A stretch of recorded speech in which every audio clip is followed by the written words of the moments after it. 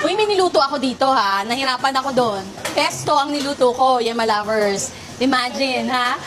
Italian cuisine kami for today. So, ang sarap ng niluto namin. Diba? Yun ang kagandaan dito sa CCA. After mong magluto, ang gaganda ng ingredients, this time around, pwede mong i-take home. Kaya magti-take home kami.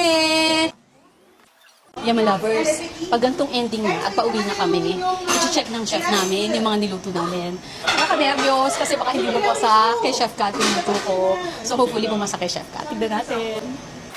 Chef, pag sinuserve po ang pesto, kailangan nakamix lagi yung sauce. Hindi siya yung agad. Ang tendency kasi niyan, kapag hindi ka naglagay ng sauce sa pasta mo, kailangan mo siyang ikaw ng butter or ng olive oil. At hindi siya magdidikit yung...